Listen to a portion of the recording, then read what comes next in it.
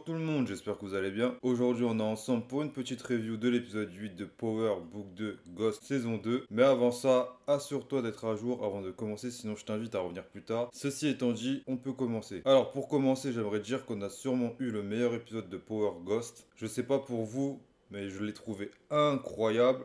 C'était une dinguerie. Durant cet épisode, j'avais une sorte d'excitation et en même temps de peur pour les personnages. Franchement, ils nous ont pondu une masterclass.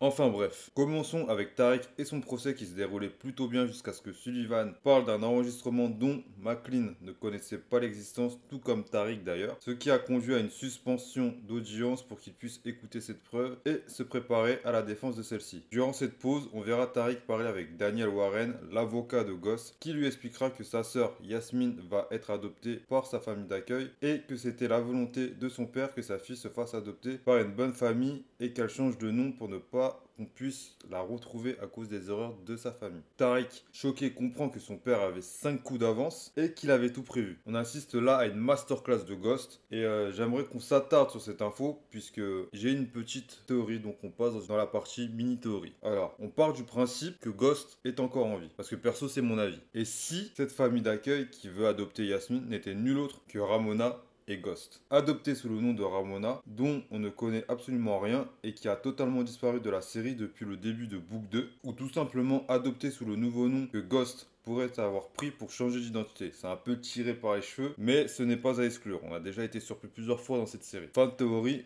retournons à la review de l'épisode. Et on continue avec Effie et Brayden qui cherchent désespérément du matos à vendre pour reprendre le business. Et là, on voit que Tariq est le chef de bande et que la notion d'associé n'est en fait qu'une illusion. C'est lui qui donne les ordres et c'est eux qui font le sale boulot. L'image qui illustre le mieux cela, c'est lorsqu'il va avoir l'idée de voler Mecha et qu'il va expliquer son plan au Terada. À aucun moment, il va être impliqué dedans alors qu'il est le cerveau de l'opération. Il va donner toutes les directives et va aller tranquillement à son procès, tandis que la famille Terada, Brayden et Effie iront faire le sale boulot sur le terrain. Ceci dit, ce vol a été une véritable masterclass. C'est juste dommage que Kane parle trop parce qu'en donnant l'information du coup de la coupure de courant qu'il avait fait au GTG, ça a permis à Mecha de vite faire le rapprochement même si il a fait semblant de pas savoir que c'était Kane le traître en tuant le chef, mais le problème c'est qu'il ne peut pas tuer Kane pour l'instant. Il a besoin de lui, c'est son infiltré dans la famille Terada pour avoir des infos sur Monet et sur le business. Et en plus, c'est le fils de Monet. S'il le tue,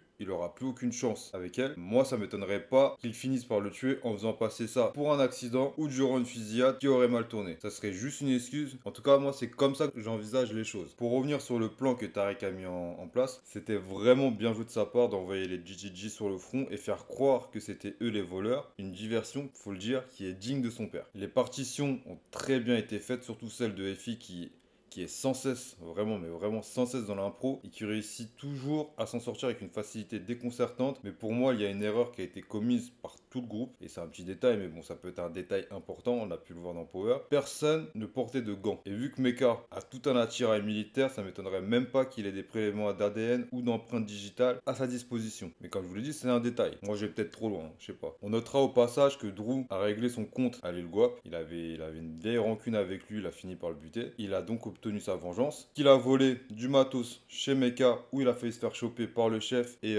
sans l'intervention de Ken pour dire au chef de rassembler les armes pour aller buter les GTG, il serait sûrement mort. Mais on peut voir une version différente de Drew épisode après épisode depuis la sortie de Lorenzo. Il s'est complètement transformé. J'aimerais revenir sur la tension également qu'il y avait entre Mecha et le chef. Dans mes précédentes vidéos, j'avais dit que Mecha était peut-être un indique. Mon avis sur lui a évolué au fil des épisodes. Mais j'ai toujours ce doute sur lui et je me dis que l'embrouille entre eux peut être due au fait que Mecha soit allé trop loin en tuant et en s'associant à Lorenzo Terrada et que la cible était juste les Mahoney au départ. Le chef n'a pas apprécié que ça aille aussi loin et du coup c'était une excuse pour pouvoir le tuer là. C'est une piste à creuser selon moi, mais après vous me direz ce que vous en pensez dans les commentaires. On va de nouveau s'intéresser au procès de Tariq parce que l'enregistrement a été écouté par McLean et il a laissé Tariq l'écouter également grâce à une de ses petites ruses. Il a laissé l'orgie, il lui a dit qu'il n'avait pas le droit de le laisser écouter, mais que s'il s'absentait du bureau et que par inadvertance Tariq écoutait l'enregistrement, on pourrait pas lui en tenir rigueur. Le fait que Tariq écoute l'enregistrement va entraîner une confrontation directe avec Karim Migram et qui va en quelque sorte la contraindre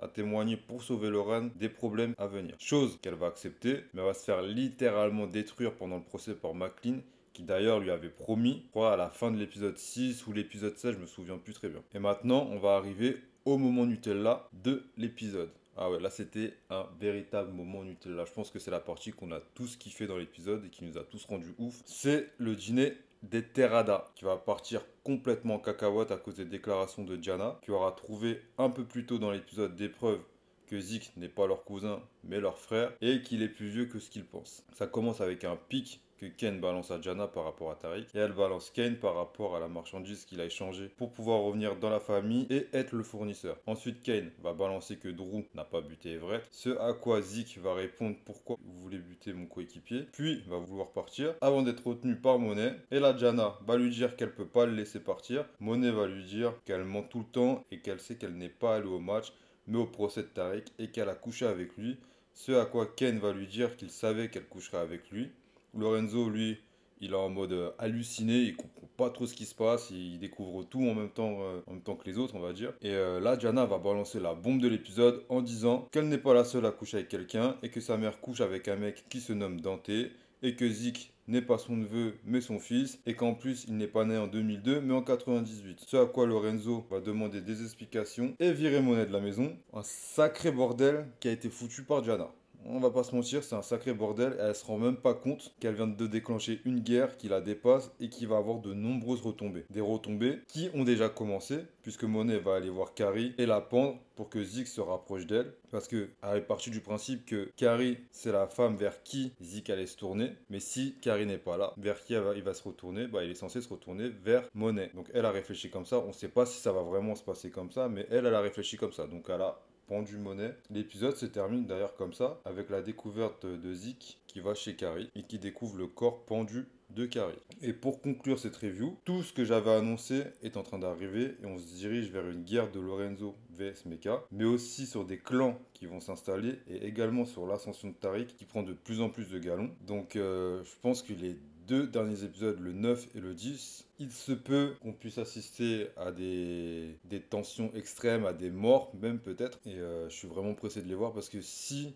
l'épisode est aussi explosif que l'épisode 8, je pense qu'on va pas s'ennuyer sur cette fin de saison. Voilà, et sur ces quelques mots, la vidéo se termine. Mais avant ça, n'hésitez pas à me dire ce que vous avez pensé de cet épisode en commentaire, de liker et de vous abonner si vous avez aimé la vidéo et que vous voulez être averti des prochaines. N'oubliez pas que si vous voulez me soutenir sous la forme de dons, j'ai un Utip à votre disposition. Le lien est dans la description de la vidéo. Je vous remercie d'avance pour ceux qui le feront. Sur ce, je vous dis à bientôt pour de nouvelles vidéos de l'univers Power. D'ici là, portez-vous bien et à plus les gars.